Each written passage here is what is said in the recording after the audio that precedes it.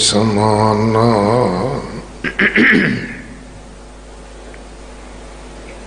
एह बाणी जो जियों जाने,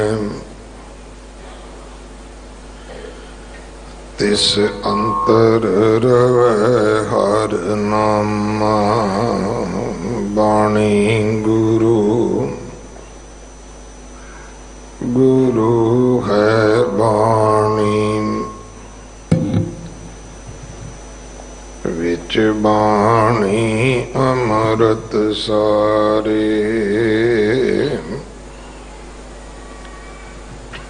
गुर बाणी कहे सेवक जन मानै, पर तख गुरु निस्तारै। बाणी बिरलो विचारसी, जे को गुरमुख होए।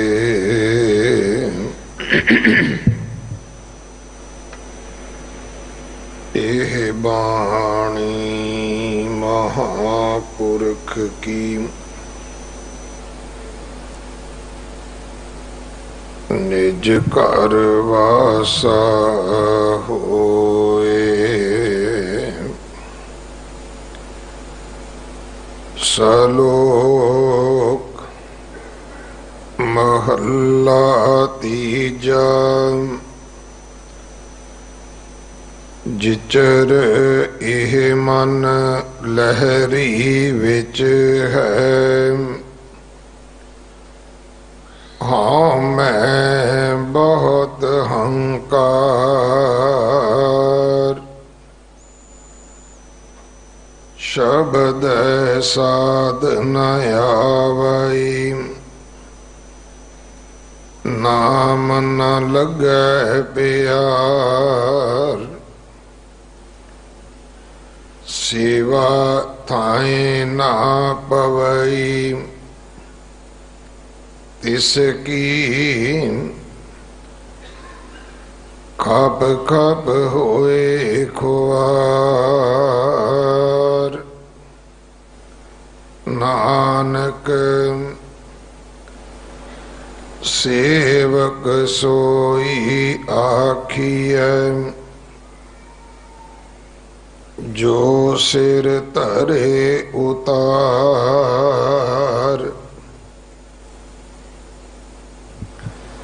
सतगुर का पाना मन लय, शब्द रखै और तार। महला तीजा, सो जप तप सेवा चाकरी। जो खसमै पावै, आपे बख्शे मेल लय। आपत गवावै, मिलिया कदे ना विछोड़ै। ज्योति जोत मिलावै, नानक गुर प्रसादी सो बुझसी। जिस आप बुझावै, पौड़ी सब को लेखे विच है। मन मुख हंकारी, हर नाम कदे ना चेतई। जम काल सिर मारी, पाप विकार मनूर सब लदे बहु भारी, मार्ग बिखम डरावना,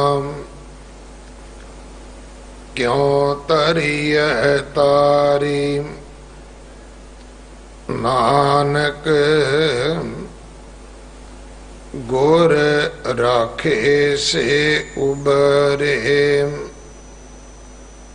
हर नाम उदारी। मार्ग बिखम डरावना, क्यों तरिय तारी। नानक गुर राखे से उबरे, हर नाम उदारी। वाहिगुरु जी का खालसा, वाहिगुरु जी की फतेह। ये पावन शब्द जो सारंग की वार दी 27ਵੀਂ पौड़ी है ਅਤੇ ਉਸ ਦੇ ਨਾਲ ਦਰਜ 2 ਸ਼ਲੋਕ ਹਨ। ਇਹਨਾਂ ਦੀ ਵਿਚਾਰ ਸਿੱਖ ਕੌਮ ਦੇ ਮਹਾਨ ਵਿਦਵਾਨ ਬਾਬਾ ਬੰਤਾ ਸਿੰਘ ਜੀ, ਮੁੱਖ ਸੇਵਾਦਾਰ ਸੰਪਰਦਾਇ ਬਾਬਾ ਵਿਧੀ ਚੰਦ ਸਾਹਿਬ ਮੁੰਡਾ ਪਿੰਡ ਵਾਲੇ ਆਪ ਜੀ ਨੂੰ ਸਰਵਣ ਕਰਵਾਉਣਗੇ। 2 ਦਿਨ ਦਾ 9ਵੇਂ ਪਾਤਸ਼ਾਹ ਤਿਲਕ ਜੰਜੂ ਦੇ ਰਾਖੇ ਸਤਿਗੁਰੂ ਗੁਰੂ ਤੇਗ ਬਹਾਦਰ ਸਾਹਿਬ ਮਹਾਰਾਜ ਜੀ ਦਾ ਸ਼ਹੀਦੀ ਗੁਰਪੁਰਬ 1 ਦਸੰਬਰ ਦਾ ਹੈ। 1 ਦਸੰਬਰ ਵਾਲੇ ਦਿਨ ਹੀ ਨਗਰ ਕੀਰਤਨ ਹੋਵੇਗਾ। 2 ਦਸੰਬਰ ਨੂੰ ਗੁਰਦੁਆਰਾ ਰਕਾਬਗੰਜ ਸਾਹਿਬ ਵਿਸ਼ੇਸ਼ ਸਮਾਗਮ ਹੋਣਗੇ। ਸੋ ਸਾਰਿਆਂ ਨੂੰ ਬੇਨਤੀ ਹੈ ਭਾਈ, ਸੇਵਾ ਕਰਕੇ ਹਾਜ਼ਰੀਆਂ ਭਰ ਕੇ ਗੁਰੂ ਦੀਆਂ ਬਖਸ਼ਿਸ਼ਾਂ ਪ੍ਰਾਪਤ ਕਰਨੀਆਂ। ਜੋ 550 ਬੱਚੇ ਅਡਾਪਟ ਕੀਤੇ ਜਾ ਰਹੇ ਹਨ, ਜੋੜਾ ਘਰ ਦੇ ਬਾਹਰ ਵਿਸ਼ੇਸ਼ ਡੈਕਸ ਕਾਊਂਟਰ ਬਣੇ ਹੈ, ਉੱਥੇ ਆਪ ਜੀ ਸੇਵਾ ਦੇ ਸਕਦੇ ਹੋ। ਲਿਟਰੇਚਰ ਜਾਂ ਹੋਰ ਵਧੇਰੇ ਜਾਣਕਾਰੀ ਵੀ ਤੁਹਾਨੂੰ ਉੱਥੋਂ ਮਿਲ ਸਕਦੀ ਹੈ। ਜੋ 550 ਬਿਸਤਰਿਆਂ ਦਾ ਹਸਪੀਟਲ ਜਥੇਦਾਰ ਬਾਬਾ ਬਚਨ ਸਿੰਘ ਜੀ ਬਣਾ ਰਹੇ ਹਨ ਗੁਰਦੁਆਰਾ ਬਾਲਾ ਸਾਹਿਬ, ਉਹਦੇ ਵਿੱਚ ਤਨ ਮਨ ਧਨ ਨਾਲ ਸੇਵਾ ਕਰਕੇ ਆਪ ਜੀ ਆਪਣੀ ਮਾਇਆ ਆਪਣੀ ਕਾਇਆ ਸਫਲੀ ਕਰੋ। ਜੋ ਵਲੰਟੀਅਰ ਸੇਵਾ ਸ਼ੁਰੂ ਕੀਤੀ ਗਈ ਹੈ, ਆਓ ਸਾਰੇ ਰਲ ਮਿਲ ਕੇ ਗੁਰੂ ਹਰਕ੍ਰਿਸ਼ਨ ਸਾਹਿਬ ਮਹਾਰਾਜ ਦੇ ਘਰ ਦੀਆਂ ਖੁਸ਼ੀਆਂ ਆਪਣੀ ਝੋਲੀ ਵਿੱਚ ਪਵਾਈਏ। ਸੇਵਾ ਤੁਸੀਂ ਪਹਿਲਾਂ ਵੀ ਕਰਦੇ ਹੋ, ਹਾਜ਼ਰੀ ਪਹਿਲਾਂ ਵੀ ਭਰਦੇ ਹੋ, ਪਰ ਇੱਕ ਵੰਡ ਕਰਕੇ ਸਮਾਂਬੱਧ ਕਰਕੇ ਇਸ ਤਰੀਕੇ ਨਾਲ ਸੇਵਾ ਕਰੀਏ ਕਿ ਗੁਰੂ ਘਰ ਦਾ ਅਦਬ, ਸਰੋਵਰ ਦੀ ਪਵਿੱਤਰਤਾ ਇਹ ਅਤੇ ਜੋ ਸੰਗਤ ਆਵੇ ਉਸ ਨੂੰ ਸੁੱਖ ਸਹੂਲਤ ਮਾਣ ਸਨਮਾਨ ਆਪਾਂ ਦੇ ਸਕੀਏ। ਉਹਨਾਂ ਦੇ ਵਾਸਤੇ ਜੋੜਾ ਘਰ, ਗਠੜੀ ਘਰ, ਹੋਰ ਜੋ ਇਨਕੁਆਰੀ ਹੋਵੇ ਦੇਣ ਵਾਸਤੇ ਅਸੀਂ ਰਸਤੇ ਵਿੱਚ ਖੜੇ ਹੋਈਏ, ਕਿਉਂਕਿ ਇਸ ਵੇਲੇ ਗੁਰੂ ਦੀ ਕਿਰਪਾ ਹੈ ਕਿ ਦਿੱਲੀ ਦੇ ਅੰਦਰ ਸਭ ਤੋਂ ਵੱਧ ਸੰਗਤ ਜੋ ਹੈ ਉਹ ਗੁਰਦੁਆਰਾ ਬੰਗਲਾ ਸਾਹਿਬ ਆਉਂਦੀ ਹੈ। ਸਭ ਧਰਮਾਂ ਦੇ ਲੋਕ ਆਉਂਦੇ ਨੇ। 5-7 ਹਜ਼ਾਰ ਤਾਂ ਰੋਜ਼ ਫੋਰਨਰ ਆਉਂਦਾ ਹੈ। ਸੋ ਬਜਾਏ ਕਿ ਅਸੀਂ ਦੂਰ ਖਲੋ ਕੇ ਨੁਕਤਾਚੀਨੀ ਕਰੀਏ, ਨਹੀਂ, ਹੁਣ ਆਪਾਂ ਅੱਗੇ ਆ ਕੇ ਆਪ ਗੁਰੂ ਦੀਆਂ ਬਖਸ਼ਿਸ਼ਾਂ ਦੇ ਪਾਤਰ ਬਣੀਏ। ਜਿਹਨੂੰ ਇੰਗਲਿਸ਼ ਆਉਂਦੀ ਹੈ ਉਹ ਇਨਫੋਰਮੇਸ਼ਨ ਦੀ ਸੇਵਾ ਕਰ ਸਕਦਾ ਹੈ, ਜਿਹੜਾ ਲਿਖਾ ਪੜ੍ਹੀ ਕਰ ਸਕਦਾ ਹੈ ਉਹ ਆਪਣੀ ਸੇਵਾ ਕਰ ਸਕਦਾ ਹੈ। ਸੇਵਾ ਤੁਹਾਡੇ ਅਨੁਸਾਰ ਹੋਵੇਗੀ ਕਿ ਤੁਸੀਂ ਇੱਕ ਹਫ਼ਤੇ ਵਿੱਚ ਕਿਹੜੇ ਦਿਨ ਆਉਣਾ ਹੈ, ਕਿਹੜੇ ਸਮੇਂ ਆਉਣਾ ਹੈ। ਇਹ ਬੰਦਸ਼ ਸਾਡੀ ਨਹੀਂ ਹੋਵੇਗੀ, ਇਹ ਮਰਜ਼ੀ ਤੁਹਾਡੀ ਹੋਵੇਗੀ। ਪਰ ਆਪਾਂ ਇੱਕ ਕੰਮ ਨੂੰ 10 ਬੰਦੇ ਕਰੀਏ, ਇੱਕ ਨੂੰ ਕੋਈ ਵੀ ਨਾ ਕਰੇ, ਇਸੇ ਕਰਕੇ ਤਰਤੀਬ ਨਹੀਂ ਬਣਦੀ। ਅਗਲੇ ਸਮੇਂ ਵਾਸਤੇ ਗੁਰਬਾਣੀ ਵਿਚਾਰ ਸਰਵਣ ਕਰੋ। ਵਾਹਿਗੁਰੂ ਜੀ ਕਾ ਖਾਲਸਾ, ਵਾਹਿਗੁਰੂ ਜੀ ਕੀ ਫਤਿਹ। ਵਾਹਿਗੁਰੂ। ਸਤਿਗੁਰ ਜੇ ਵੱਡੇ ਅਵਰ ਨਾ ਕੋਏ,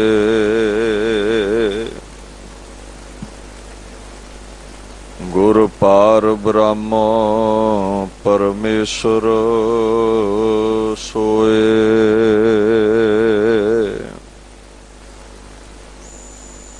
ਜਨਮ ਮਰਨ ਦੁਖ ਤੇ ਰਾਖੈ,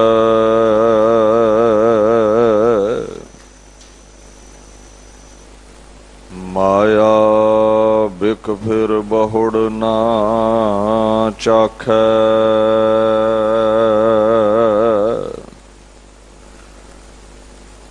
ਗੁਰ ਕੀ ਮਹਿਮਾ ਕਥਨ ਨ ਜਾਏ,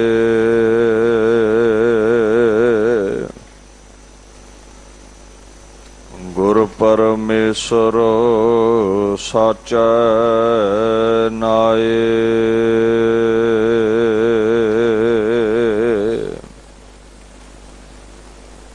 ਸੱਚ ਸੰਜਮ ਕਰਨੀ ਸਭ ਸਾਚੀ,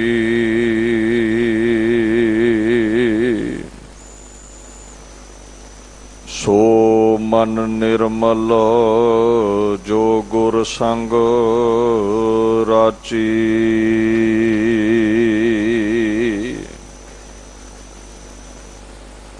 ਬਾਣੀ ਬਿਰਲੋ ਵਿਚਾਰਸੀ,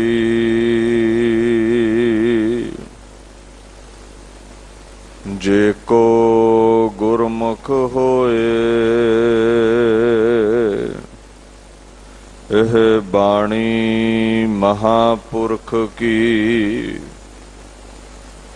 ਨਿਜ ਘਰ ਵਾਸਾ ਹੋਏ।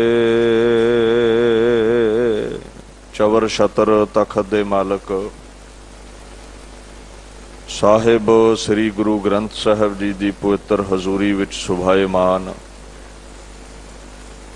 ਗੁਰੂ ਸਰੂਪ ਗੁਰੂ ਪਿਆਰੀ ਖਾਲਸਾ ਸਾਧ ਸੰਗਤ ਜੀ, ਫਤਿਹ ਪ੍ਰਵਾਨ ਕਰੋ। ਵਾਹਿਗੁਰੂ ਜੀ ਕਾ ਖਾਲਸਾ, ਵਾਹਿਗੁਰੂ ਜੀ ਕੀ ਫਤਿਹ। ਧੰਨ ਧੰਨ ਸ੍ਰੀ ਗੁਰੂ ਹਰਿਕ੍ਰਿਸ਼ਨ ਸਾਹਿਬ ਸੱਚੇ ਪਾਤਸ਼ਾਹ ਜੀ ਦੇ ਪਵਿੱਤਰ ਅਸਥਾਨ ਗੁਰਦੁਆਰਾ ਸ਼੍ਰੀ ਬੰਗਲਾ ਸਾਹਿਬ ਜੀ ਵਿਖੇ ਆਪ ਸਰਬੱਤ ਸੰਗਤਾਂ ਸ਼ਿਰਕਤ ਕਰ ਰਹੇ ਹੋ। ਬੜੇ ਪ੍ਰੇਮ ਸਹਿਤ ਰਾਗੀ ਸਿੰਘਾਂ ਪਾਸੋਂ ਤੁਰਕੀ ਬਾਣੀ ਦਾ ਕੀਰਤਨ ਸਰਵਣ ਕੀਤਾ ਹੈ। ਉਪਰੰਤ ਸਾਰੰਗੀ ਵਾਰ ਦੀ 27ਵੀਂ ਪੌੜੀ ਸਤਿਕਾਰਯੋਗ ਸਿੰਘ ਸਾਹਿਬ ਗਿਆਨੀ ਰਣਜੀਤ ਸਿੰਘ ਹੁਣਾ ਪਾਸੋਂ ਆਪ ਸੰਗਤ ਨੇ ਸਰਵਣ ਕੀਤੀ ਹੈ। ਚੱਲ ਰਹੀ ਸ਼੍ਰੀ ਗੁਰੂ ਗ੍ਰੰਥ ਸਾਹਿਬ ਸੱਚੇ ਪਾਤਸ਼ਾਹ ਜੀ ਦੀ ਜੋ ਲੜੀਵਾਰ ਕਥਾ ਵਿਚਾਰ ਹੈ, ਆਓ ਉਸ ਤਹਿਤ ਸਾਰੰਗੀ ਵਾਰ ਦੀ 27ਵੀਂ ਪੌੜੀ ਦੀ ਜੋ ਵਿਆਖਿਆ ਹੈ, ਅਰਥ ਬੋਧ ਦੇ ਨਾਲ ਜੁੜ ਕਰਕੇ ਆਪਣੇ ਸਮੇਂ ਨੂੰ, ਜੀਵਨ ਨੂੰ ਸਫਲਾ ਕਰਨ ਦਾ ਯਤਨ ਕਰੀਏ ਜੀ। ਧੰਨ ਧੰਨ ਸ੍ਰੀ ਗੁਰੂ ਅਮਰਦਾਸ ਸਾਹਿਬ ਸੱਚੇ ਪਾਤਸ਼ਾਹ 1247 ਅੰਗ ਉੱਪਰ ਫੁਰਮਾਨ ਕਰਦੇ ਨੇ। ਸਤਨਾਮ ਸ੍ਰੀ ਵਾਹਿਗੁਰੂ ਸਾਹਿਬ ਜੀ। ਸ਼ਲੋਕ ਮਹੱਲਾ ਤੀਜਾ। ਜਿਚਰ ਇਹੋ ਮਨ ਲਹਿਰੀ ਵਿੱਚ ਹੈ, ਹਉਮੈ ਬਹੁਤ ਅਹੰਕਾਰ, ਸ਼ਬਦੈ ਸਾਧਨਾ ਆਵਈ, ਨਾਮ ਨਾ ਲੱਗੈ ਪਿਆਰ।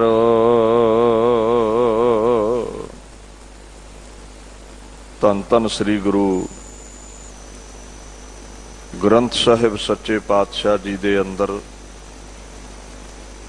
ਇਹ ਦਰਜ ਸ਼੍ਰੀ ਮੁਖਵਾਕ ਭੱਲੇ ਅਮਰਦਾਸ ਗੁਣ ਤੇਰੇ, ਤੇਰੀ ਉਪਮਾ ਤੋਹੇ ਬਨ ਆਵੈ।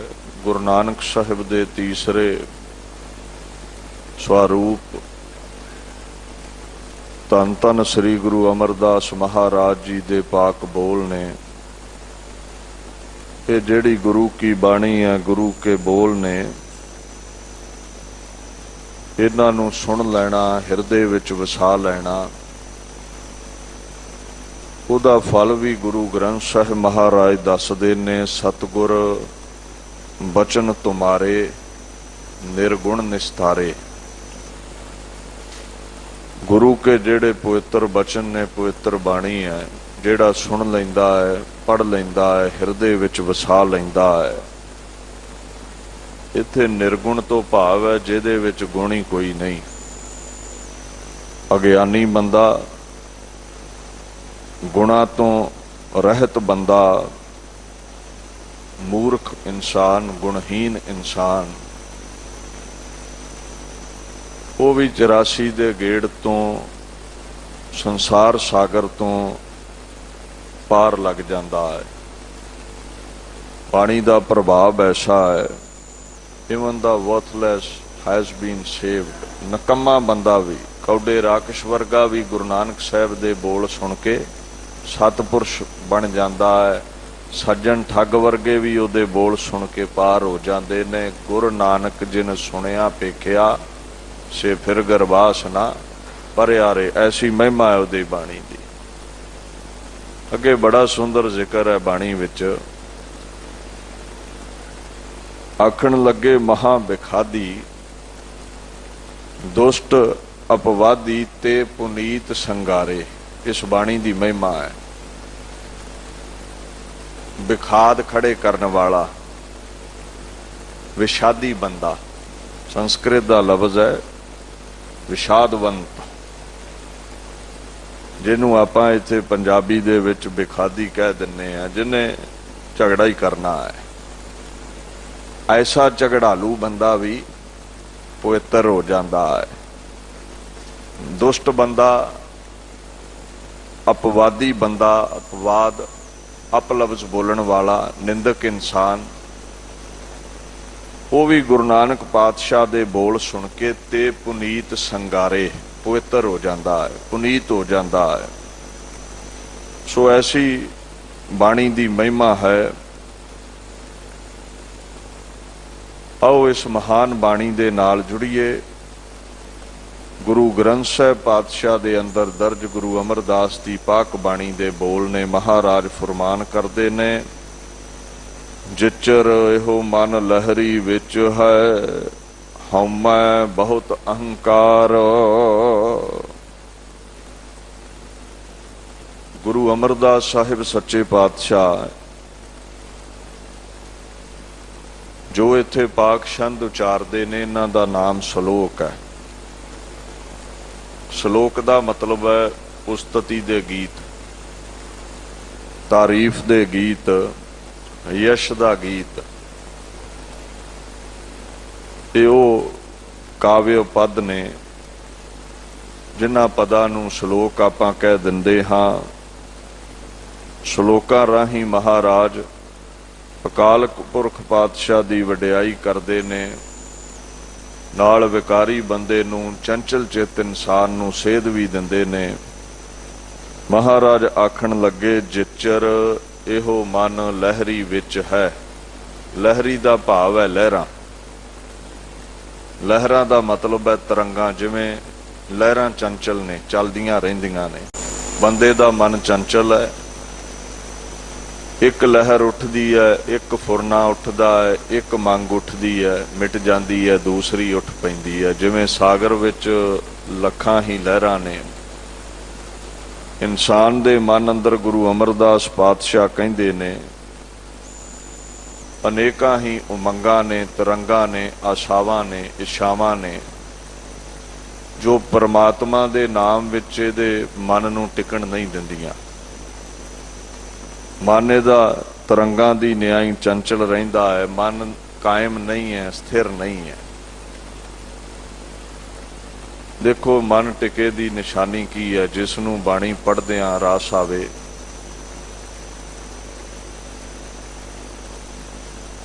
ਮਤਲਬ ਸਾਫ਼ ਹੈ, ਮਨ ਇਕਾਗਰ ਹੈ। ਤੇ ਜਦੋਂ ਗੁੜਕਾ ਸਾਹਿਬ ਲੈ ਕੇ ਚੌਂਕੜਾ ਮਾਰ ਕੇ ਬਾਣੀ ਪੜ੍ਹਨ ਲੱਗੀਏ ਤੇ ਚਿੱਤ ਕਰੇ ਵੀ ਇਹਨੂੰ ਹੁਣ ਰੱਖ ਕੇ ਲੇਟ ਜਾਈਏ, ਕੋਈ ਕੰਮਕਾਰ ਕਰ ਲਈਏ। ਜਦੋਂ ਜਪਜੀ ਸਾਹਿਬ ਪੜ੍ਹਨਾ ਵੀ ਮੁਸ਼ਕਲ ਹੋ ਜਾਵੇ ਤੇ ਸਮਝ ਲਓ ਵੀ ਮਨ ਅਜੇ ਚੰਚਲ ਹੈ। ਇੱਕ ਉਹ ਪੁਰਸ਼ ਨੇ ਜਿਨ੍ਹਾਂ ਕੋਲੋਂ ਜਪਜੀ ਸਾਹਿਬ ਨਹੀਂ ਹੁੰਦਾ, ਇੱਕ ਉਹ ਪੁਰਸ਼ ਨੇ ਜਿਹੜੇ ਸਾਰਾ ਹੀ ਸੁੰਦਰ ਗੁੜਕਾ ਪੜ੍ਹ ਜਾਂਦੇ ਨੇ। ਕਈ ਬਾਣੀਆਂ ਨਿਤਨੇਮ ਤੋਂ ਲਹਿਦਾ ਵੀ ਪੜ੍ਹ ਜਾਂਦੇ ਨੇ, ਰਸ ਆਉਂਦਾ ਤੇ ਪੜ੍ਹਦੇ ਨੇ। ਜੇ ਰਸ ਨਹੀਂ ਆਉਂਦਾ ਤੇ ਬਾਣੀ ਪੜ੍ਹਨੀ ਕਠਿਨ ਹੈ। ਤੇ ਜਿਨ੍ਹਾਂ ਕੋਲੋਂ ਬਾਣੀ ਨਹੀਂ ਪੜ੍ਹੀ ਜਾਂਦੀ, ਰੱਬ ਦੇ ਗੀਤ ਨਹੀਂ ਗਾਏ ਜਾਂਦੇ, ਮਨ ਲਹਿਰਾਂ ਦੇ ਵਿੱਚ ਹੈ, ਤਰੰਗਾਂ ਦੇ ਵਿੱਚ ਹੈ, ਮਨ ਟਿਕਿਆ ਨਹੀਂ ਹੈ, ਮਨ ਚੰਚਲ ਹੈ। ਜਿਹਦਾ ਮਨ ਕਾਇਮ ਨਾ ਹੋਵੇ ਉਹਨੂੰ ਕਹਿੰਦੇ ਨੇ ਜੀ ਇਹਦਾ ਮਨ ਲਹਿਰਾਂ ਦੇ ਵਿੱਚ ਹੈ। ਆਖਣ ਲੱਗੇ ਜਿਚਰ ਇਹੋ ਮਨ ਲਹਿਰੀ ਵਿੱਚ ਹੈ, ਹਉਮੈ ਬਹੁਤ ਅਹੰਕਾਰ। ਹਉਮੈ ਦਾ ਮਤਲਬ ਹੰਗਤਾ, ਮੈਂ ਤੇ ਮੇਰੀ।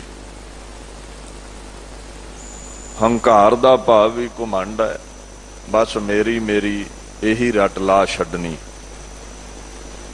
ਮਹਾਰਾਜ ਆਖਣ ਲੱਗੇ ਮਨ ਇਸ ਲਈ ਨਹੀਂ ਟਿਕਦਾ, ਇਹਦੇ ਅੰਦਰ ਹੰਕਾਰ ਬੜਾ ਹੈ, ਮੈਂ ਤੇ ਮੇਰੀ ਵਸੀ ਹੋਈ ਹੈ। ਤੇ ਜਿਹੜੇ ਬੰਦੇ ਦੇ ਅੰਦਰ ਹੰਕਾਰ ਹੈ ਉਹਦੇ ਅੰਦਰ ਪਰਮਾਤਮਾ ਟਿਕ ਨਹੀਂ ਸਕਦਾ। ਤੇ ਜਿੱਥੇ ਪਰਮਾਤਮਾ ਨਹੀਂ ਹੈ ਉੱਥੇ ਇਕਾਗਰਤਾ ਨਹੀਂ ਹਾਸਲ ਹੋ ਸਕਦੀ। ਜਿੰਨਾ ਚਿਰ ਵਿਕਾਰਾਂ ਦੀਆਂ ਤਰੰਗਾਂ ਵਿੱਚ ਆਪਾਂ ਡੁੱਬੇ ਰਹਿੰਦੇ ਹਾਂ, ਮਹਾਰਾਜ ਪਾਤਸ਼ਾਹ ਕਹਿੰਦੇ ਨੇ ਮਨੁੱਖ ਦਾ ਮਨ ਜਿੰਨਾ ਚਿਰ ਮਾਇਆ ਦੀਆਂ ਲਹਿਰਾਂ ਵਿੱਚ ਡੋਲਦਾ ਹੈ, ਦੁੱਖਾਂ ਸੁੱਖਾਂ ਵਿੱਚ ਡੋਲਦਾ ਹੈ, ਤ੍ਰਿਸ਼ਨਾ ਦੀਆਂ ਲਹਿਰਾਂ ਵਿੱਚ ਡੋਲਦਾ ਹੈ, ਇਹ ਹੰਕਾਰ ਵਸ ਰਹਿੰਦਾ ਹੈ, ਪਰਮਾਤਮਾ ਦੀ ਇਸ ਨੂੰ ਪ੍ਰਾਪਤੀ ਨਹੀਂ ਹੋ ਸਕਦੀ। ਅੱਗੇ ਦੀਨ ਦੁਨੀਆ ਦੇ ਮਾਲਕ ਆਖਣ ਲੱਗੇ, ਮਹਾਰਾਜ ਗੁਰੂ ਅਮਰਦਾਸ ਕਹਿੰਦੇ ਨੇ ਸ਼ਬਦੈ ਸਾਧ ਨਾ ਆਵਈ, ਨਾਮ ਨਾ ਲੱਗੈ ਪਿਆਰ। ਹੰਕਾਰੀ ਬੰਦੇ ਨੂੰ ਸ਼ਬਦ ਦਾ ਸਵਾਦ ਨਹੀਂ ਆਉਂਦਾ, ਰਸ ਨਹੀਂ ਆਉਂਦਾ। ਹੁਣ ਜਿੰਨਾ ਚਿਰ ਮਹਾਰਾਜ ਕਹਿੰਦੇ ਨੇ ਸਵਾਦ ਨਾ ਆਵੇਗਾ ਉਹਨਾਂ ਚਿਰ ਸਮਾਂ ਨਹੀਂ ਦੇ ਪਾਵੇਗਾ। ਵੇਖੋ ਜਿੱਥੋਂ ਰਸ ਆਵੇ ਨਾ, ਸਮਾਂ ਉੱਥੇ ਹੀ ਦਿੱਤਾ ਜਾਂਦਾ ਹੈ। ਆਪਾਂ ਆਮ ਹੀ ਉਦਾਹਰਣ ਲੈਂਦੇ ਹਾਂ, ਮਾਇਆ ਚੋਂ ਰਸ ਆਉਂਦਾ ਹੈ, 2 ਘੰਟੇ ਦੁਕਾਨ ਵੱਧ ਵੀ ਖੋਲ ਲੈਂਦੇ ਆ, ਪੈਸੇ ਵੀ ਬਹੁਤੇ ਇਕੱਠੇ ਹੁੰਦੇ ਨੇ। ਬਾਣੀ ਚੋਂ ਰਸ ਨਹੀਂ ਆਉਂਦਾ। ਜਿੰਨਾ ਹੁਕਮ ਹੈ ਪੰਜਾਂ ਪਿਆਰਿਆਂ ਦਾ ਵੀ 5 ਬਾਣੀਆਂ ਪੜ੍ਹੋ, ਉਹ ਵੀ ਪੜ੍ਹਨ ਦੇ ਲਈ ਮਨ ਨੂੰ ਟਿਕਾ ਨਹੀਂ ਅਸੀਂ ਪਾਉਂਦੇ। 2 4 3 ਤੇ ਹੀ ਬਸ ਕਰਨ ਲਈ ਤਿਆਰ ਹੋ ਜਾਂਦੇ। ਅਵਲ ਤੇ ਜਪਜੀ ਸਾਹਿਬ ਤੇ ਹੀ ਬਸ, ਮੂਲ ਮੰਤਰ ਤੇ ਹੀ ਬਸ ਵੀ ਬੜਾ ਹੈ। ਹੁਣ ਜਿੱਥੋਂ ਰਸ ਆਵੇਗਾ ਉੱਥੇ ਸਮਾਂ ਦਿੱਤਾ ਜਾ ਸਕਦਾ ਹੈ। ਮਹਾਰਾਜ ਕਹਿੰਦੇ ਰਸ ਨਹੀਂ ਆਇਆ ਤੇ ਫਿਰ ਸ਼ਬਦ ਨਾਲ ਪਿਆਰ ਕਿੱਥੋਂ ਪੈਦਾ ਹੋਵੇ? ਗੁਰੂ ਨਾਨਕ ਦੇ ਨਾਮ ਦਾ ਰਸ ਨਹੀਂ ਆਇਆ। ਸ਼ਬਦੈ ਸਾਧ ਨਾ ਆਵਈ, ਨਾਮ ਨਾ ਲੱਗੈ ਪਿਆਰ। ਜਿੱਥੋਂ ਰਸ ਨਾ ਆਵੇ ਉੱਥੇ ਪਿਆਰ ਨਹੀਂ ਪੈ ਸਕਦਾ। ਬੱਚਿਆਂ ਚੋਂ ਰਸ ਆਉਂਦਾ ਹੈ, ਬੱਚਿਆਂ ਨਾਲ ਪਿਆਰ ਹੈ ਤੁਹਾਡਾ। ਮਾਇਆ ਚੋਂ ਰਸ ਆਉਂਦਾ ਹੈ, ਮਾਇਆ ਨਾਲ ਪਿਆਰ ਹੈ। ਗੁਰੂ ਨਾਨਕ ਦੇ ਨਾਮ ਚੋਂ ਰਸ ਨਹੀਂ ਆਉਂਦਾ, ਇਸ ਲਈ ਪਿਆਰ ਨਹੀਂ ਹੈ। ਭਾਈ ਮਰਦਾਨੇ ਨੂੰ ਰਸ ਆਇਆ ਤੇ ਮੋਹ ਮਾਇਆ ਪਰਿਵਾਰ ਛੱਡ ਕੇ ਗੁਰੂ ਨਾਨਕ ਦਾ ਹੀ ਹੋ ਗਿਆ। ਗੱਲ ਰਸ ਆਏ ਦੀ ਹੈ। ਭਾਈ ਬਾਲੇ ਨੂੰ ਪਿਆਰ ਆਇਆ, ਰਸ ਆਇਆ, ਗੁਰੂ ਨਾਨਕ ਸਾਹਿਬ ਦਾ ਹੀ ਹੋ ਗਿਆ। ਪਰਿਵਾਰ ਏਦਾਂ ਕਹਿ ਕੇ ਛੱਡ ਦਿੰਦੇ ਨੇ, ਉਹ ਬਿਨ ਸਜਾਏ ਜੋ ਨਿਮਖ ਮਹਿ ਸੋ ਅਲਪ ਸੁਖ ਭਨੀਐ। ਇਹ ਸਭ ਨਸ਼ਟ ਹੈ। ਇਹ ਕੱਚ ਦਾ ਵਪਾਰ ਛੱਡ ਕੇ ਹੀਰੇ ਦੇ ਵਪਾਰ ਵਿੱਚ ਲੱਗ ਜਾਂਦੇ ਨੇ, ਜਿਨ੍ਹਾਂ ਨੂੰ ਨਾਮ ਦਾ ਰਸ ਆ ਗਿਆ। ਸੋ ਮਹਾਰਾਜ ਕਹਿੰਦੇ ਨੇ ਰਸ ਆਵੇਗਾ ਤੇ ਸ਼ਬਦ ਨਾਲ ਪਿਆਰ ਲੱਗੇਗਾ। ਵੇਖੋ ਸ਼ਬਦ ਦੇ ਕਈ ਅਰਥ ਨੇ। ਜੋ ਵੀ ਆਪਾਂ ਬੋਲਦੇ ਹਾਂ ਇਹ ਸ਼ਬਦ ਹੈ। ਜਿਹੜੀ ਬਾਣੀ ਹੈ बोल ने, ये शब्द है। जो भी गलूए चो पैदा होंदा है, धुनी आवाज, ये शब्द है। अच्छा, धर्म नूं भी शब्द कहा गया है। तुसी रोज पढ़ते हो जोग शब्दं, ज्ञान शब्दं, वेद शब्दं ब्राह्मण है। ब्राह्मण का धर्म है वेद पढ़ने। याद रखियो, ज्ञानी का धर्म है पुस्तकां पढ़नियां, छतरी का धर्म है तलवार उठाउणी। धर्म नूं भी वैसे शब्द कहा गया है। खास शब्द लफ्ज इत्थे काहदे लई है? आपां जो बोलते हैं उन्होंने शब्द कहते ने, पर जो इस पाक बाणी दे विच अर्थ है शब्द का ध्यान दिओ। जिवें महापुरुष होए ना तुकाराम जी, बाबा नामदेव जी, उन्हां जेड़े पदां दे विच बोल उचारे ना, उन्हां दी रचना नूं अभंग कहंदे ने। इसे तरह सूरदास, मीराबाई वर्गियां ने जो पाक अल्फाज जो खुदा दी याद विच गीत गाए, उन्हां नूं विसन पद कहंदे ने। इदां ही गुरु ग्रंथ साहिब दे अंदर जिन्नियां भी काव रचनावां ने, उन्हां नूं शब्द कह दिंदे ने। इत्थे शब्द तो भाव है 1430 अंग गुरु ग्रंथ साहिब दे।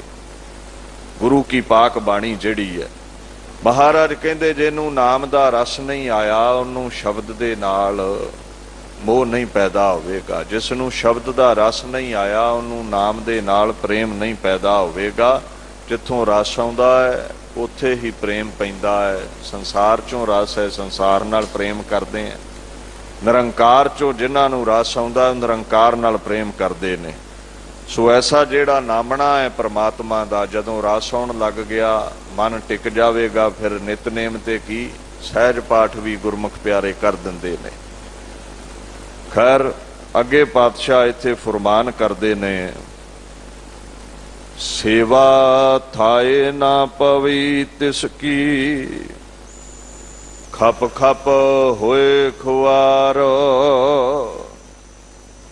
जिन्हों नाम चों रस नहीं आउंदा, ओदी सेवा कीती भी सफली नहीं। क्योंकि कई बार विखावे लई भी करते हैं ना, भांडे मांज लए, झाड़ू दे दिता, विखावा भी हुंदा है भी लोग आखणगे बड़ा वॉलंटियर है जी, ये सेवा करता है, बड़े लंबेरे समय तो सेवा करता है। कई बार दिखावे लई करते हैं। महाराज कहंदे है असल रस नहीं आउंदा, बद्धो रुद्धि दी करदे ने। जिहड़ी बद्धो रुद्धि दी सेवा, विखावे लई कीती सेवा है। सेवा थाए ना पवई तिसकी, ਉਹਦੀ सेवा थाए नहीं पैंदी। खप खप होए खुआर, ਉਹਦਾ भांडे मांजने, झाड़ू देना, सेवा करनी खपना ही है, क्योंकि विखावे मातर है। हुण ध्यान दिओ, दीन दुनिया दे मालक गुरु ग्रंथ साहिब दे अंदर सेवा दे भी कई अर्थ ने।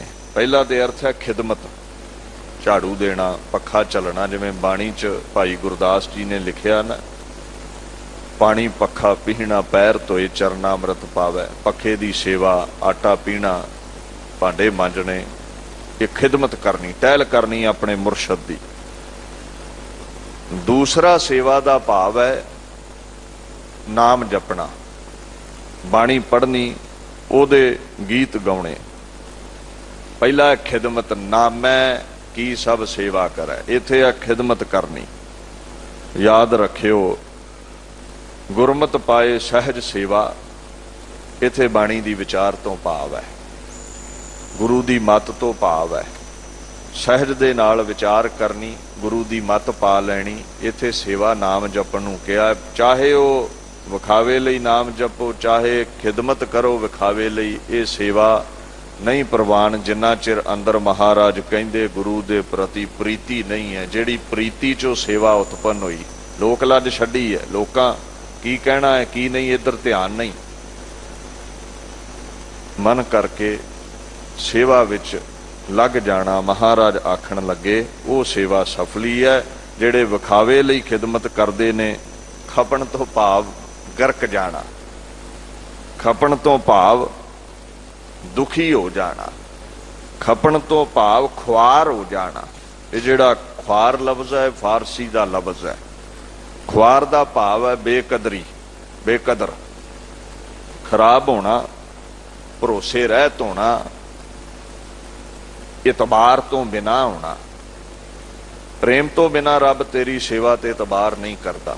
ਪ੍ਰੇਮ ਤੋਂ ਬਿਨਾਂ ਤੇਰੇ ਜਪੇ ਹੋਏ ਨਾਮ ਨੂੰ ਉਹ ਪ੍ਰਵਾਨ ਨਹੀਂ ਕਰਦਾ। ਸੋ ਖੁਆਰੀ ਹੀ ਹੱਥ ਲੱਗੇਗੀ, ਪੱਲੇ ਕੁਝ ਨਹੀਂ ਪਵੇਗਾ। ਜਿਨ੍ਹਾਂ ਦੇ ਅੰਦਰ ਹੰਕਾਰ ਹੈ, ਹੰਕਾਰੀ ਬੰਦੇ ਦਾ ਰੱਬ ਨੂੰ ਕੁਝ ਵੀ ਚੰਗਾ ਨਹੀਂ ਲੱਗਦਾ। ਸੋ ਮਹਾਰਾਜ ਦੀਨ ਦੁਨੀਆ ਦੇ ਮਾਲਕ ਅੱਗੇ ਆਖਣ ਲੱਗੇ ਨੇ, ਨਾਨਕ ਸੇਵਕ ਸੋਈ ਆਖੀਐ ਜੋ ਸਿਰ ਧਰੇ ਉਤਾਰ। ਹੁਣ ਜਿਹੜਾ ਇੱਥੇ ਸਿਰ ਲਫ਼ਜ਼ ਹੈ, ਕਹਿੰਦੇ ਸੇਵਕ ਉਹੀ ਸਮਝਿਆ ਜਾਵੇਗਾ ਜੋ ਗੁਰੂ ਲਈ ਸਿਰ ਵਾਰ ਸਕਦਾ ਹੈ।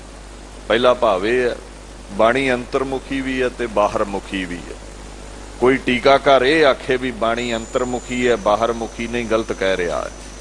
ਕੋਈ ਟੀਕਾਕਾਰ ਇਹ ਆਖੇ ਵੀ ਬਾਣੀ ਕੇਵਲ ਬਾਹਰਮੁਖੀ ਹੈ ਅੰਤਰਮੁਖੀ ਨਹੀਂ, ਉਹ ਵੀ ਗਲਤ ਕਹਿ ਰਿਹਾ ਹੈ। ਬਾਣੀ ਦੋਵੇਂ ਪੱਖ ਰੱਖਦੀ ਹੈ।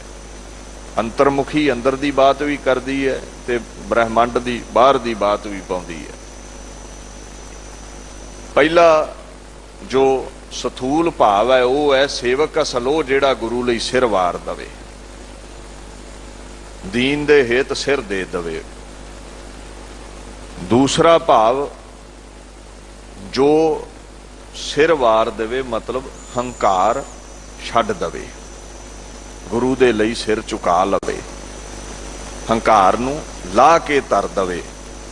ਸੋ ਮਹਾਰਾਜ ਆਖਣ ਲੱਗੇ, ਭਾਈ ਅਸਲ ਸੇਵਕ ਖਿਦਮਤਗਾਰ, ਅਸਲ ਦਾਸ ਉਹ ਹੈ ਜਿਹੜਾ ਹੰਕਾਰ ਤੋਂ ਰਹਿਤ ਹੋ ਕੇ ਗੁਰੂ ਦੇ ਦਰ ਤੇ ਸੇਵਾ ਕਰੇ। ਭਜਨ ਦਾ, ਸੇਵਾ ਦਾ, ਸਿਮਰਨ ਦਾ ਹੰਕਾਰ ਨਾ ਕਰੇ। ਇਹ ਨਾ ਸੋਚੇ ਵੀ ਮੈਂ ਲੋਕਾਂ ਨੂੰ ਵਿਖਾਉਣ ਲਈ ਸੇਵਾ ਕਰਨੀ ਹੈ, ਲੋਕਾਂ ਨੂੰ ਦਿਖਾਉਣ ਦੇ ਲਈ ਮੈਂ ਗੁੜਕਾ ਸਾਹਿਬ ਫੜ ਕੇ ਪਾਠ ਕਰਨਾ ਹੈ। ਗੁਰੂ ਨਾਨਕ ਨੂੰ ਖੁਸ਼ ਕਰਨ ਲਈ ਸਭ ਕੁਝ ਕਰਨਾ ਹੈ। ਸੋ ਐਸੀ ਭਾਵਨਾ ਅੰਦਰ ਚਾਹੀਦੀ ਹੈ। ਇਹ ਜਿਹੜਾ ਸਿਰ ਲਫ਼ਜ਼ ਹੈ, ਸਿਰਸ਼ ਸੰਸਕ੍ਰਿਤ ਦਾ ਇੱਕ ਲਫ਼ਜ਼ ਹੈ। ਸਿਰ ਤੋਂ ਭਾਵ ਹੈ ਮਸਤਕ। ਜੋ ਆ ਦਿਮਾਗ ਨੂੰ ਹੰਕਾਰ ਚੜਿਆ, ਕਹਿੰਦੇ ਲਾ ਕੇ ਸੁੱਟ ਦੇ ਫਿਰ ਸੇਵਾ ਸਫਲੀ ਹੈ। ਦੂਸਰਾ ਸਿਰ ਭਾਵ ਹੈ ਇਹ ਸਰੀਰ ਦਾ ਜੋ ਖੋਪੜ ਹੈ। ਮਹਾਰਾਜ ਨੇ ਸਰੀਰ ਨੂੰ ਵੀ ਸਿਰ ਕਿਹਾ ਹੈ। ਸਿਰ ਸਿਰ ਰਿਜਕ ਸੰਭਾਹੇ ਠਾਕਰ ਲਿਖਿਆ ਨਾ, ਹਰ ਇੱਕ ਦਾ ਰਿਜਕ ਖੁਦਾ ਦੇ ਹੱਥ ਵਿੱਚ ਹੈ। ਸੋ ਇਹ ਦੋਵੇਂ ਸਥੂਲ ਤੇ ਸੂਖਸ਼ਮ ਦੋ ਭਾਵ ਇੱਥੇ ਚੱਲਦੇ ਨੇ। ਅੱਗੇ ਮਹਾਰਾਜ ਸੱਚੇ ਪਾਤਸ਼ਾਹ ਨੇ ਬਾਣੀ ਵਿੱਚ ਕਈ ਜਗ੍ਹਾ ਇਹ ਕਿਹਾ ਹੈ। ਇੱਕ ਲਫ਼ਜ਼ ਆਉਂਦਾ ਨਾ, ਪਹਿਲਾ ਮਰਨ ਕਬੂਲ ਜੀਵਨ ਕੀ ਛੜਾ। ਮਰਨਾ ਕਬੂਲ ਆ, ਸਿਰ ਲਾ ਕੇ ਰੱਖ ਦੇ, ਹੰਕਾਰ ਛੱਡ ਦੇ। ਉਹ ਸਭਨਾ ਕੀ ਰੇਣਕਾ ਤੋਂ ਆਓ ਹਮਾਰਾ ਪਾਸ। ਰੇਣੁਕਾ ਬਣ ਜਾ, ਧੂੜੀ ਬਣ ਜਾ, ਚਰਨਾਂ ਦੀ ਸਨਿਮਰ ਹੋ ਜਾ। ਸੋ ਇੱਥੇ ਮਹਾਰਾਜ ਕਹਿੰਦੇ ਨੇ ਸੇਵਾ ਉਹਦੀ ਥਾਂ ਪਵੇਗੀ। ਨਾਨਕ ਸੇਵਕ ਸੋਈ ਆਖੀਐ ਜੋ ਸਿਰ ਧਰੇ ਉਤਾਰ। ਸਤਿਗੁਰ ਕਾ ਭਾਣਾ ਮੰਨ ਲਏ ਸ਼ਬਦ ਰੱਖੈ ਉਰ ਧਾਰ। ਹੰਕਾਰ ਛੱਡਣਾ ਕੀ ਹੈ? ਮੈਂ ਛੱਡ ਕੇ ਗੁਰੂ ਦੀ ਮੰਨ ਲੈਣੀ ਤੇ ਗੁਰੂ ਦੀ ਮੰਨਣੀ, ਗੁਰੂ ਦਾ ਭਾਣਾ ਮੰਨਣਾ, ਗੁਰੂ ਦਾ ਹੁਕਮ ਮੰਨਣਾ। ਜਿਹੜਾ ਹੁਕਮ ਵਿੱਚ ਆ ਗਿਆ ਉਹ ਸੇਵਕ ਹੈ। ਅਸੀਂ ਦਿਖਾਵੇ ਮਾਤਰ ਤੇ ਸੇਵਕ ਹਾਂ, ਕਿਉਂਕਿ ਆਪਾਂ ਖੰਡੇ ਦੀ ਪੌਲ ਛਕੀ ਹੈ, 5 ਕਕਾਰ ਪਾਏ ਨੇ, ਦਿੱਖ ਗੁਰੂ ਨਾਨਕ ਦੇ ਸਿੱਖਾਂ ਵਾਲੀ ਹੈ।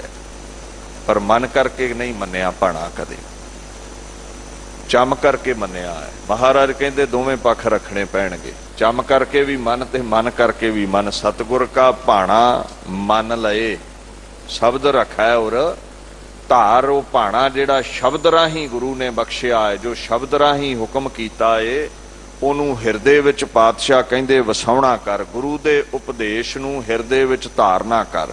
ਹੀ accepts the will of the ਗੁਰੂ। ਗੁਰੂ ਦਾ ਹੁਕਮ ਜੋ ਮੰਨ ਲਵੇ ਅਸਲ ਦੇ ਵਿੱਚ ਉਹੀ ਸੇਵਕ ਹੈ।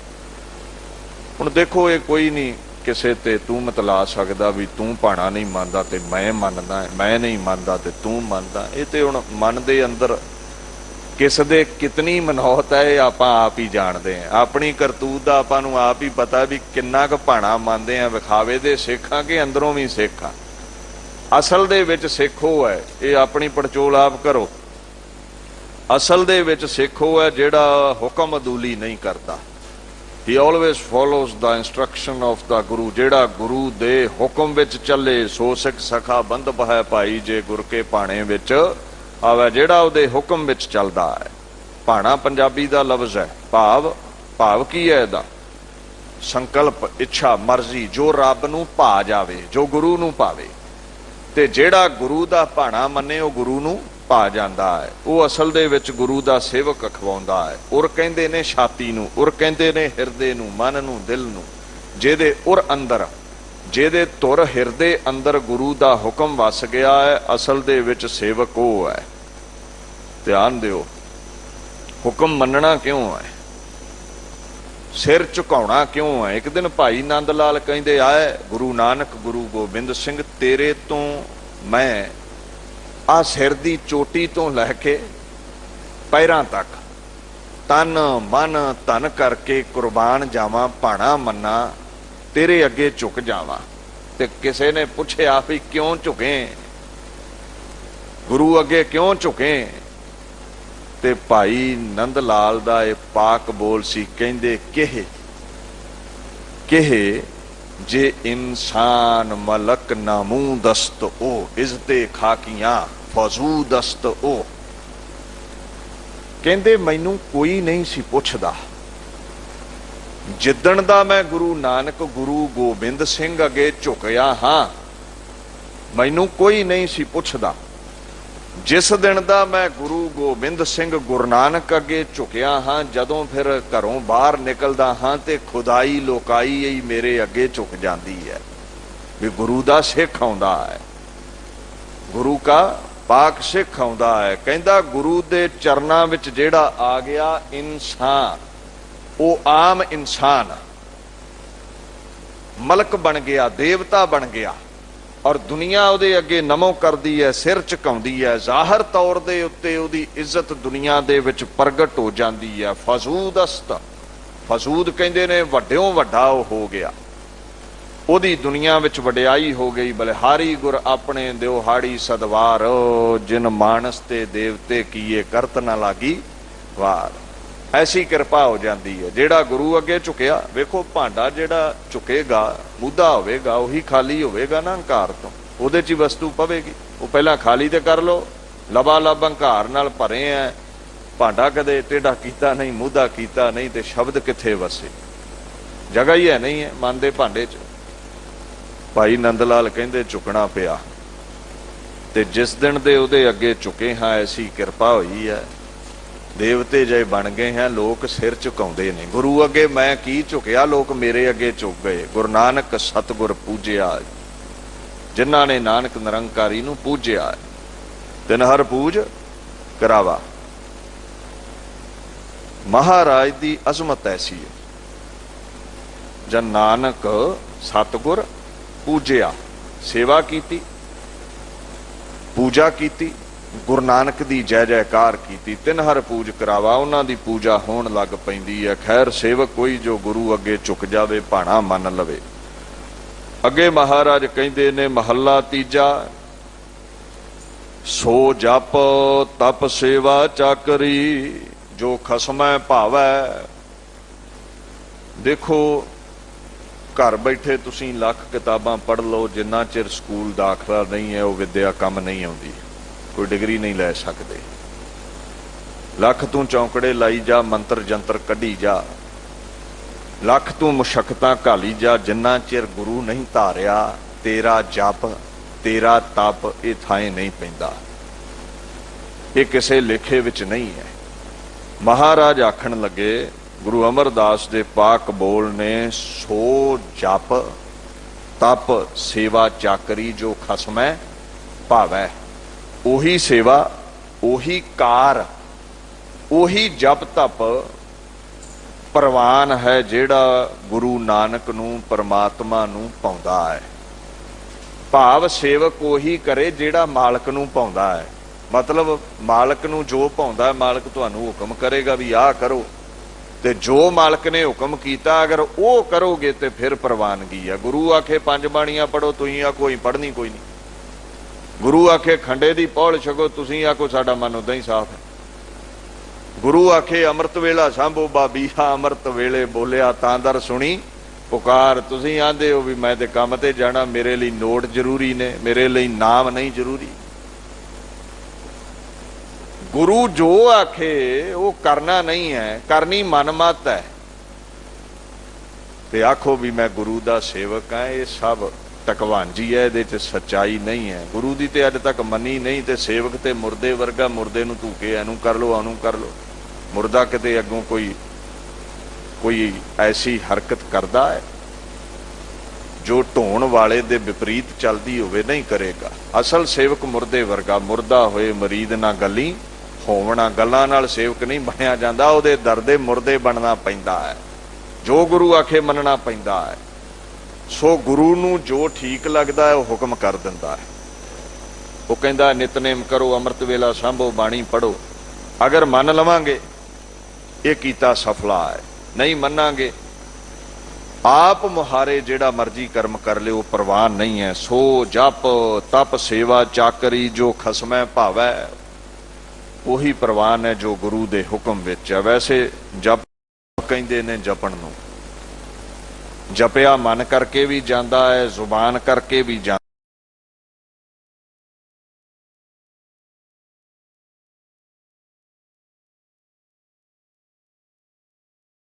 है। गुरु दे दिते मंत्र दा पाठ करना। हुण जेड़ा जप लफ्ज है, वाचक जो स्पष्ट शब्दां नाल जाप कीता जांदा है, होठां नाल जाप कीता जांदा है, जुबान नाल जाप कीता जांदा है।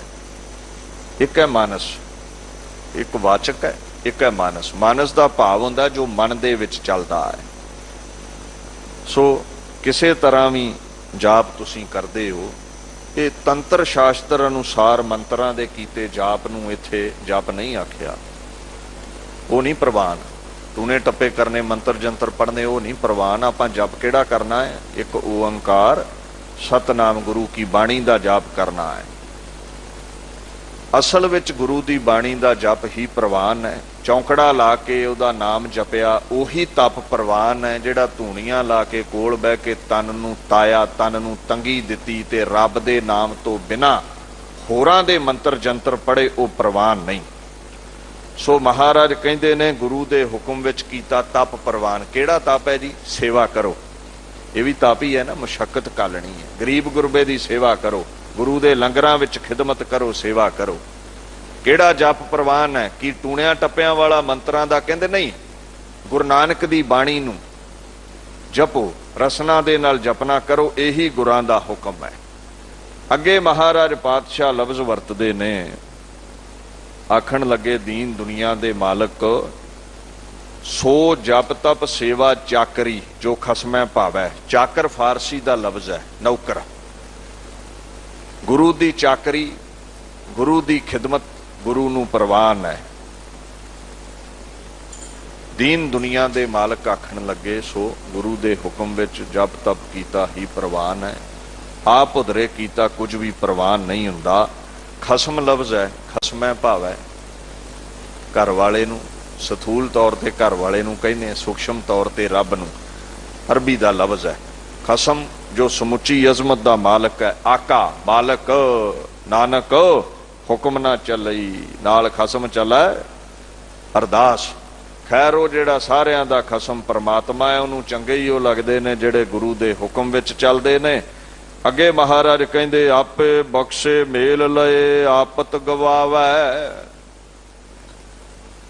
हुण जदों गुरु दा हुक्म मन्निया, मतलब साफ है भी हंकार छड्ड के ही मन्निया जांदा। मैं छड्ड दित्ती भी मैं मन दे पिछे नहीं लगना, गुरु पिछे लगना है।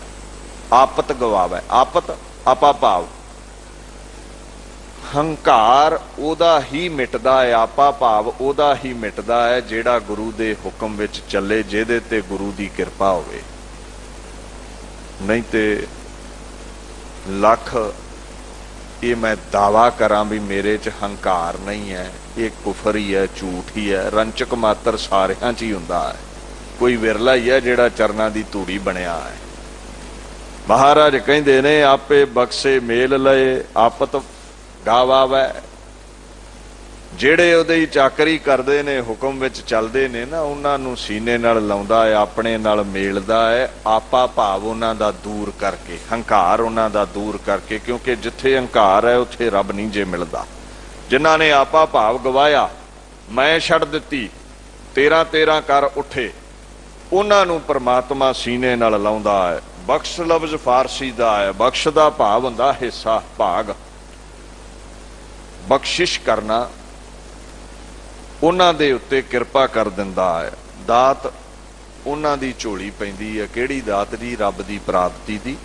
ਜਿਹੜੇ ਹੰਕਾਰ ਛੱਡ ਦਿੰਦੇ ਨੇ, ਜਿਹੜੇ ਮਨ ਦਾ ਭਾਂਡਾ ਹੰਕਾਰ ਤੋਂ ਖਾਲੀ, ਉੱਥੇ ਗੁਰੂ ਨਾਨਕ ਟਿਕਦਾ ਹੈ। ਵੈਸੇ ਆਫਤ ਦਾ ਮਤਲਬ ਇੱਕ ਹੋਰ ਵੀ ਹੈ, ਆਫਤ ਆ ਜਾਣੀ ਜੀਵਨ ਵਿੱਚ, ਵਿਪੱਤੀ ਖੜੀ ਹੋ ਜਾਣੀ, ਮੁਸੀਬਤ ਆ ਜਾਣੀ। ਇੱਥੇ ਇਹਦਾ ਦੂਸਰਾ ਅਰਥ ਏਦਾਂ ਲਿਆ ਜਾਂਦਾ ਹੈ, ਧਿਆਨ ਦਿਓ, ਆਪੇ ਬਖਸ਼ੇ ਮੇਲ ਲਏ ਆਪਤ ਗਵਾਵੇ। ਜਿਨ੍ਹਾਂ ਨੂੰ ਮੇਲ ਲੈਂਦਾ ਹੈ ਉਹਨਾਂ ਦੇ ਜੀਵਨ ਵਿੱਚ ਕੋਈ ਆਪੱਤੀ ਨਹੀਂ ਰਹਿੰਦੀ, ਉਹਨਾਂ ਦੇ ਜੀਵਨ ਦੇ ਵਿੱਚ ਕੋਈ ਮੁਸੀਬਤ ਨਹੀਂ ਰਹਿੰਦੀ, ਵਿਪਦਾ ਨਹੀਂ ਰਹਿੰਦੀ। ਜਿਨ੍ਹਾਂ ਨੂੰ ਗੁਰੂ ਨਾਨਕ ਆਪਣਾ ਬਣਾ ਲੈਂਦਾ ਹੈ। ਹੰਕਾਰ ਛੱਡਣਾ ਪਵੇਗਾ। ਵਸੀਮ ਬਰੇਲਵੀ ਨੇ ਇੱਕ ਬਚਨ ਕਿਹਾ ਹੈ, ਉਰਦੂ ਦਾ ਮਹਾਨ ਸ਼ਾਇਰ ਸੀ, ਕਹਿੰਦਾ ਹੰਕਾਰ ਛੱਡ ਦੇ, ਹੰਕਾਰ ਛੱਡ ਦੇ। ਹੰਕਾਰੀ ਨਹੀਂ ਪਾਉਂਦਾ ਉਸਨੂੰ। ਹੰਕਾਰ ਹੈ ਵੀ ਕਿਸ ਗੱਲ ਦਾ? ਕਹਿੰਦੇ ਆਸਮਾਨ इतनी बुलंदी पे जो इतराता है, आसमान इतनी बुलंदी पे जो इतराता है, भूल जाता है ज़मीं से ही नजर आता है। आसमान वडियाई करे, मैं उच्चा बड़ा है, धरती नो उच्चा है। कहता औकात भुल गया है, जे धरती ना होंदी ते उच्चा किदां हो जाता? धरती तो ही दिखदा है ना, धरती नहीं तो इहदा की वजूद हुंदा? That is just a space, कुछ भी नहीं है, खाली है। खैर, हंकार उसनूं नहीं पाउंदा। बाणी दे बोल तुसीं रोज पढ़दे हो, हर जीओ हंकार ना भावई वेद कूक सुणावै। जिहड़ा हंकार करदा है ना, ਉਹ ਉਸਨੂੰ ਕਦੀ ਚਿੱਤ ਵੀ ਚੰਗਾ ਨਹੀਂ ਲੱਗਦਾ। ਜਿਹੜੇ ਮਨ ਦੇ ਭਾਂਡੇ ਵਿੱਚ ਹੰਕਾਰ ਹੈ, ਉੱਥੇ ਪਰਮਾਤਮਾ ਨਹੀਂ ਜੇ ਮਿਲਦਾ। ਸੋ ਮਹਾਰਾਜ ਸੱਚੇ ਪਾਤਸ਼ਾਹ ਇਹ ਬਚਨ ਕਹਿੰਦੇ ਨੇ, ਭਾਈ ਜੀ, ਪ੍ਰਵਾਨ ਉਹ ਜਿਨੇ ਹੰਕਾਰ ਛੱਡ ਕੇ, ਮੈਂ ਛੱਡ ਕੇ, ਮੇਰੀ ਛੱਡ ਕੇ ਉਹਦਾ ਹੁਕਮ ਮੰਨਿਆ ਹੈ। ਜਿਹੜਾ ਉਹਦੇ ਹੁਕਮ ਦੀ ਅਦੂਲੀ ਕਰੇਗਾ, ਉਹਦੇ ਉਲਟ ਚੱਲੇਗਾ, ਉਹ ਪ੍ਰਵਾਨ ਨਹੀਂ ਹੈ। ਸੋ ਮਹਾਰਾਜ ਆਖਣ ਲੱਗੇ, ਦੀਨ ਦੁਨੀਆ ਦੇ ਮਾਲਕ, ਆਪੇ ਬਖਸ਼ੇ ਮੇਲ ਲਏ ਆਪਤ ਗਵਾਵੈ। ਆਪਾ ਭਾਵ ਦੂਰ ਕਰਕੇ, ਹੰਕਾਰ ਦੂਰ ਕਰਕੇ ਹੀ ਉਹ ਮਿਲਦਾ ਹੈ। ਬਾਣੀ ਕਹਿੰਦੀ ਹੈ, ਹੋਏ ਨਿਮਾਣਾ ਜਗ ਰਹੋ ਨਾਨਕ ਨਦਰੀ ਪਾਰ। ਪਾਰ ਉਹ ਹੁੰਦਾ ਹੈ, ਗੁਰੂ ਨਾਨਕ ਦੀ ਨਜ਼ਰ ਉਹਦੇ ਤੇ ਪੈਂਦੀ ਹੈ। ਹੋਏ ਨਿਮਾਣਾ ਜਗ ਰਹੋ, ਜਿਹੜਾ ਨੀਵਾਂ ਹੋ ਕੇ ਰਹਿੰਦਾ ਹੈ। ਇੱਕ ਧਾਰਨਾ ਪੜ੍ਹਦੇ ਹੁੰਦੇ ਨਾ ਗੁਰਮੁਖ ਪਿਆਰੇ, ਫਲ ਨੀਵਿਆਂ ਰੁੱਖਾਂ ਨੂੰ ਲੱਗਦੇ, ਉੱਚਾ ਹੋ ਕੇ ਮਾਣ ਨਾ ਕਰੀ। ਆਪਸ ਗਉ ਜੋ ਜਾਣੈ ਨੀਚਾ ਸੋਊ ਗਨੀਐ, ਸਭ ਤੇ ਉੱਚਾ। ਬੜੇ ਬੜੇ ਅਹੰਕਾਰੀਆ ਨਾਨਕ ਗਰਭ ਗਲੇ। ਹੰਕਾਰੀਆਂ ਨੂੰ ਗਾਲ ਕੇ ਸੁੱਟਦਾ ਹੈ, ਤੇ ਜਿਹੜੇ ਆਪ ਦਾ ਦੂਰ ਕਰਦੇ ਨੇ ਉਹਨਾਂ ਨੂੰ ਸੀਨੇ ਨਾਲ ਲਾ ਲੈਂਦਾ ਏ। ਅੱਗੇ ਮਹਾਰਾਜ ਪਾਤਸ਼ਾਹ ਗੁਰੂ ਅਮਰਦਾਸ ਫਰਮਾਨ ਕਰਦੇ ਨੇ, ਮਿਲਿਆ ਕਦੇ ਨਾ ਵਿਛੜੈ, ਜੋਤੀ ਜੋਤ ਮਿਲਾਵੈ। ਜਿਹੜਾ ਇੱਕ ਵਾਰ ਅਕਾਲ ਪੁਰਖ ਨੂੰ, ਗੁਰੂ ਨਾਨਕ ਸਾਹਿਬ ਨੂੰ ਮਿਲ ਪਿਆ, ਜਿਹਦੀ ਜੋਤ ਆਪਣੀ ਅਖੰਡ ਜੋਤ ਵਿੱਚ ਉਸਨੇ ਅਭੇਦ ਕਰ ਲਈ, ਫਿਰ ਉਸ ਨੂੰ ਜੁਦਾ ਨਹੀਂ ਕਰਦਾ। United with the supreme Lord, Nanak Nirankari, the mortal is never separated again। ਫਿਰ ਉਹ ਜੁਦਾ ਨਹੀਂ ਹੋਵੇਗਾ। ਕਬੀਰ ਜੀ ਨੇ ਬੜਾ ਸੁੰਦਰ ਕਿਹਾ ਸੀ, ਕਹਿੰਦੇ ਰਾਮ ਕਬੀਰਾ ਏਕ ਭਏ ਹੈ, ਕੋਈ ਨਾ ਸਕੈ ਪਛਾਨੀ। ਜਿਸ ਦਿਨ ਦੇ ਰਾਮ ਤੇ ਕਬੀਰ ਇੱਕ ਹੋ ਗਏ ਨੇ, ਜਦੋਂ ਸਮੁੰਦਰ ਤੇ ਨਦੀ ਮਿਲ ਜਾਵੇ, ਫਿਰ ਕੌਣ ਜੁਦਾ ਕਰੇਗਾ ਨਦੀ ਨੂੰ ਸਮੁੰਦਰ ਤੋਂ? ਫਿਰ ਦੂਰੀ ਕੋਈ ਨਹੀਂ, ਫਿਰ ਇੱਕ ਮਿੱਕ ਜਦੋਂ ਹੋ ਗਏ, ਫਿਰ ਵਿਛੋੜਾ ਕੋਈ ਨਹੀਂ। ਜਿਨ੍ਹਾਂ ਨੂੰ ਗੁਰੂ ਨਾਨਕ ਆਪਣੇ ਬਣਾ ਲੈਂਦਾ ਹੈ, ਜੁਦਾ ਨਹੀਂ ਕਰਦਾ।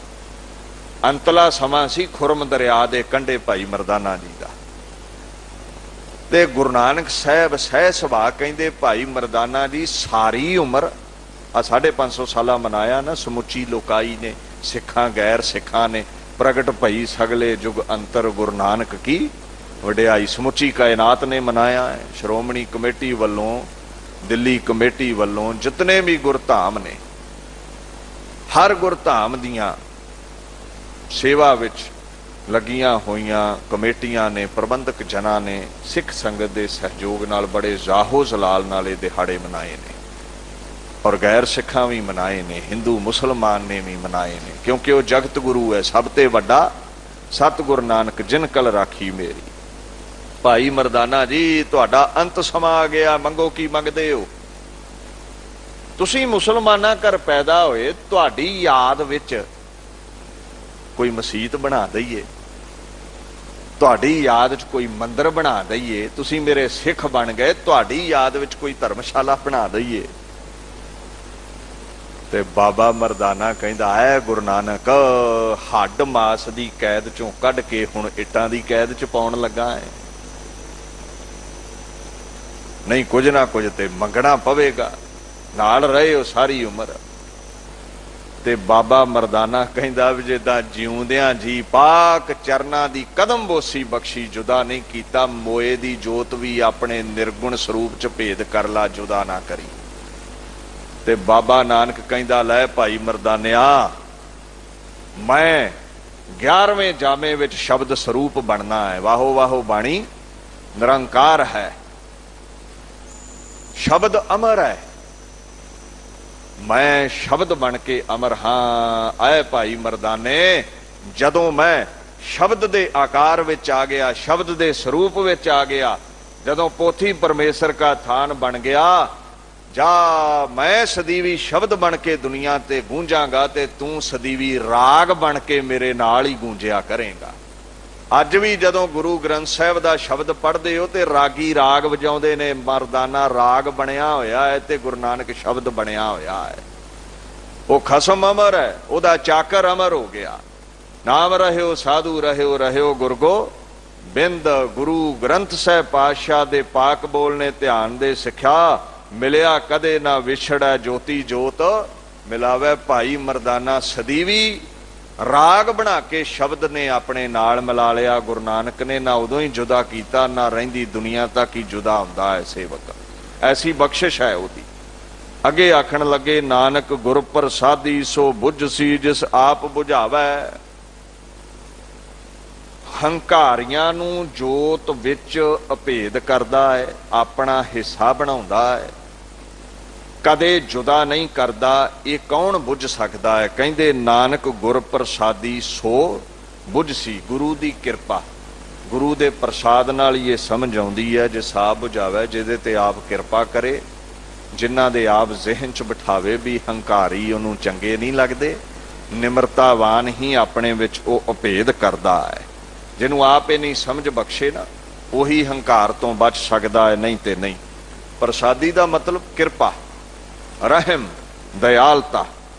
अगे पौड़ी विच फरमान करदे ने, पौड़ी सब को लेखा विच है मनमुख अहंकारी।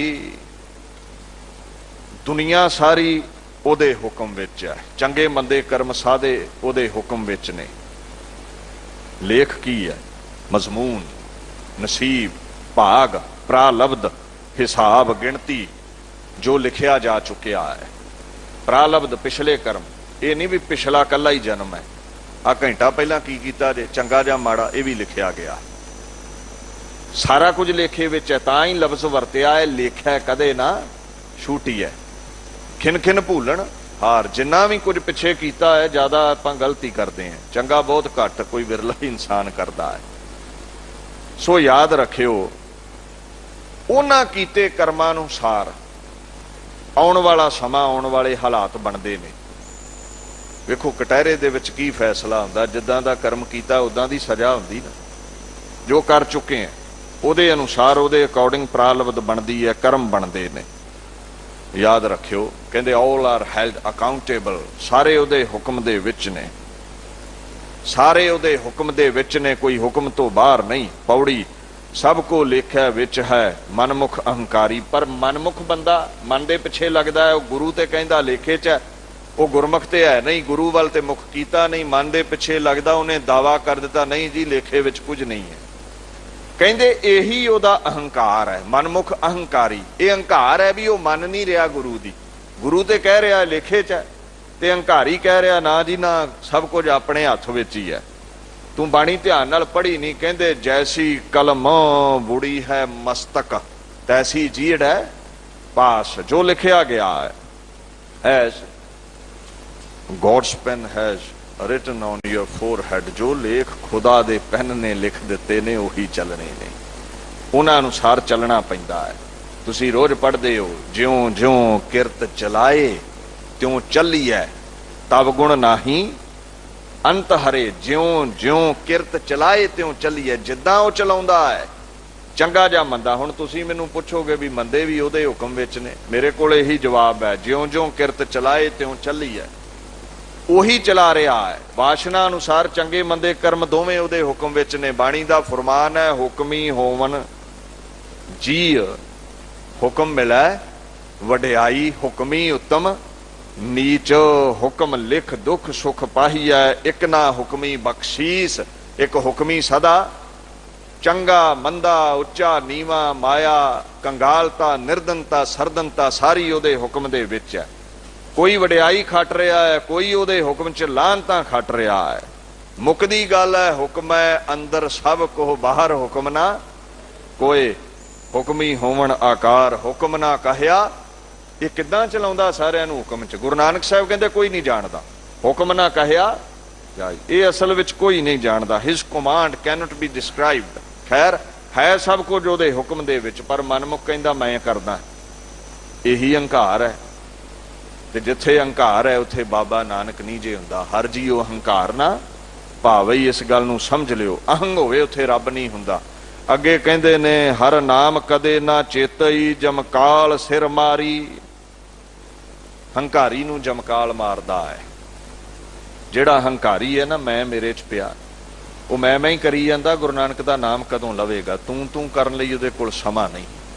ਜਪਜੀ ਸਾਹਿਬ ਲਈ ਸਮਾਂ ਹੀ ਨਹੀਂ, ਉਹ ਮੈਂ ਵਿੱਚ ਲੱਗਾ ਹੈ। ਉਹ ਗੁਰੂ ਨਾਨਕ ਨੂੰ ਚੇਤੇ ਨਹੀਂ ਕਰਦਾ, ਰੱਬ ਨੂੰ ਚੇਤੇ ਨਹੀਂ ਕਰਦਾ। ਜਿਹੜਾ ਰੱਬ ਨੂੰ ਚੇਤੇ ਨਹੀਂ ਕਰਦਾ, ਜਮਕਾਲ ਸਿਰ ਮਾਰੀ, ਇਹਦਾ ਅਰਥ ਸਮਝਿਓ। ਹਰ ਲਫ਼ਜ਼ ਵਰਤਿਆ ਹੈ। ਹਰ ਕਹਿੰਦੇ ਨੇ ਹਰੀ ਭਾਵ ਤੋਂ ਬਣਿਆ, ਜੋ ਹਰਦਾ ਹੈ। ਤੁਹਾਡੇ ਦੁੱਖ ਹਰ ਜਾਂਦਾ ਹੈ, ਖਾ ਜਾਂਦਾ ਹੈ, ਅਗਿਆਨ ਤੁਹਾਡਾ ਖਾ ਜਾਂਦਾ ਹੈ। ਹਰੀ ਦਾ ਨਾਮ ਜੋ ਹਰੇ ਭਰੇ ਕਰਦਾ ਹੈ।